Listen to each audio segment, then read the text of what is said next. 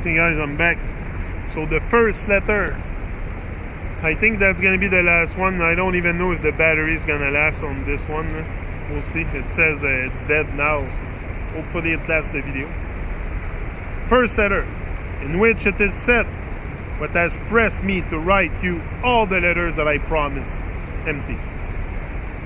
My observations, my reflection, many experiences that I have conducted with love in the breast of nature confirm to me certain revelations.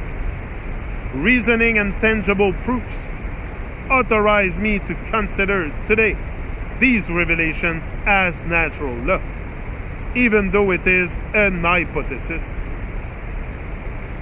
Had I been more modest, I might have been inclined to say nothing, but being certain that sharing the fruit of my work with you will be useful, I am convinced that it would be dishonest on my part not to reveal it. The work that I have decided to write in the form of these letters essentially holds the expose of my hypothesis. I have made it my law. I suddenly discovered it one day in my apple gardens as I was conversing with my trees and the little birds that pleased themselves in my company. I named that law Sacred Mission.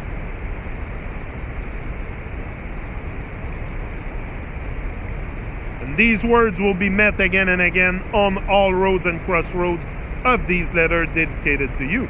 These letters dedicated to you. The sacred mission is the supreme duty of all living things that exist on earth.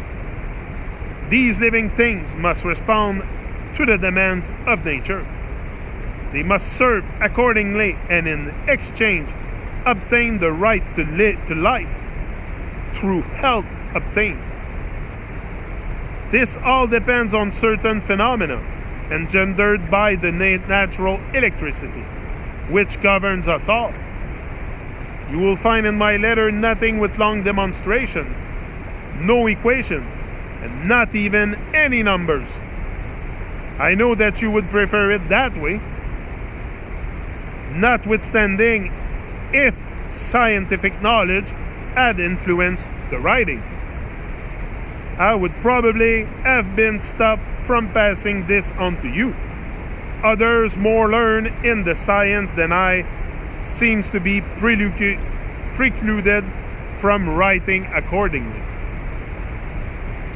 My judgments and my affirmation are constantly personal ones.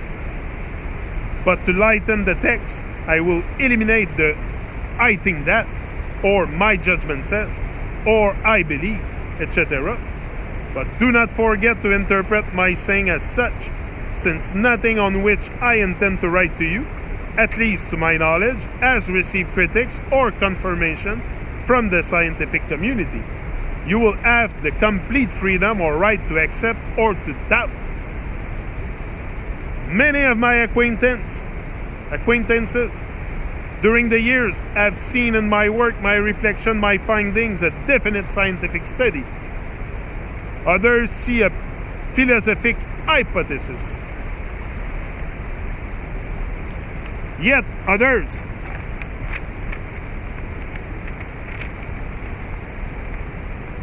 the much more numerous see a grain of folly.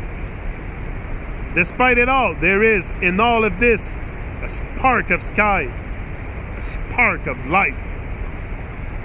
Second letter, in which I give reason to force you to read with close attention the many descriptive letters you will receive.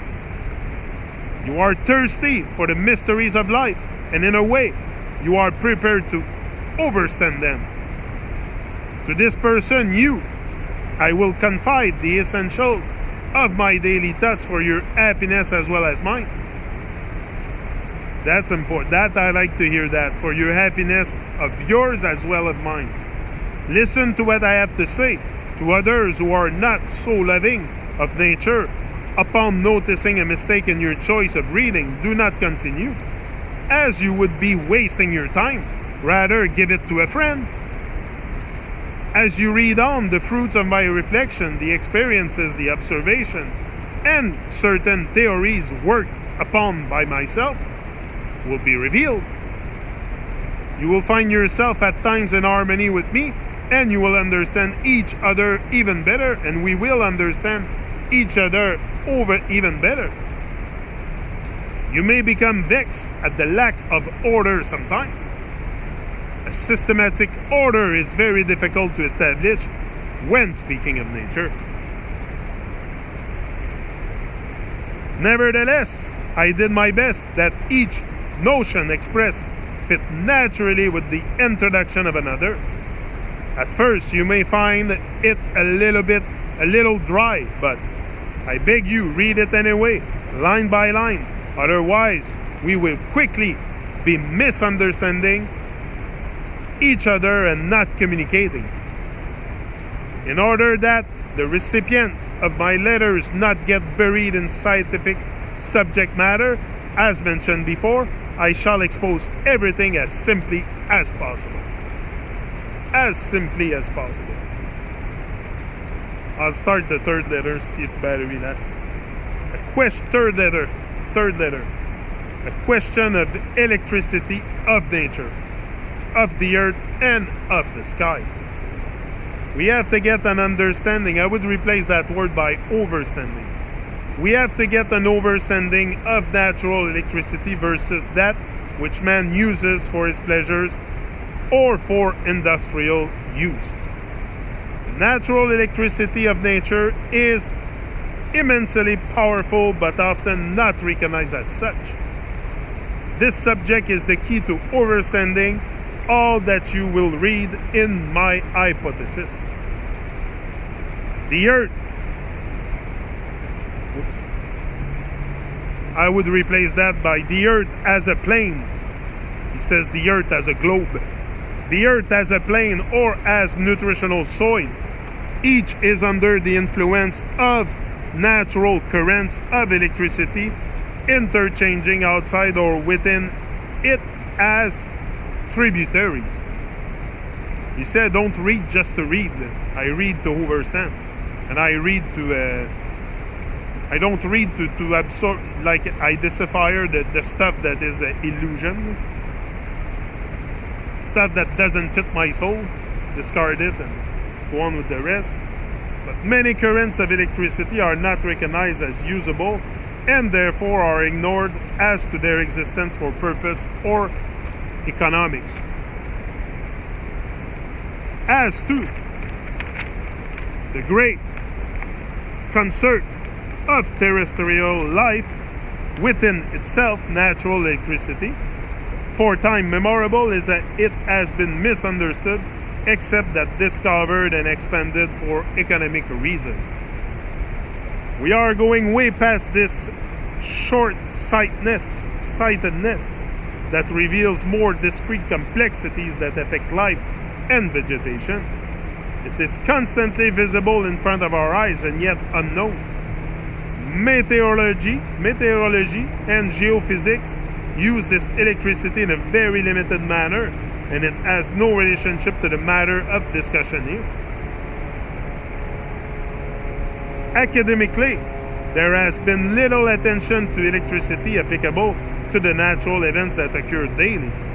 Agriculture, humankind, animals, vegetation, and nature are greatly dependent on it. Let us go back to Franklin and his kite.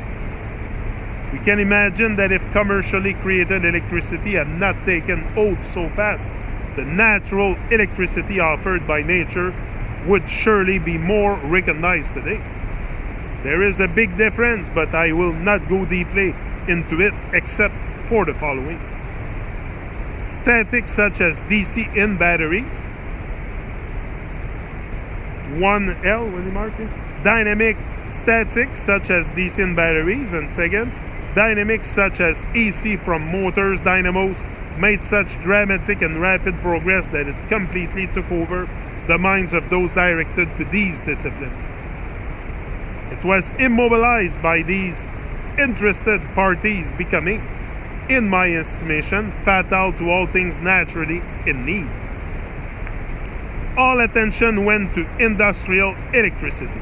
Natural electricity was neglected and left only to the mid-station of those having no pecuniary interest in the former. As I warned you earlier, this expose will not be complete nor precise because, first of all, it has no remains simple so that it be understandable to everyone, such as a lesson in something different. I'm letting you go. I'll be back probably later today. Beautiful day. Seems that the sun is coming out. I'll go charge my batteries for the GoPro, and I'll be back with the rest of the letter. Will be at the fourth letter. I'm out. Rise and shine.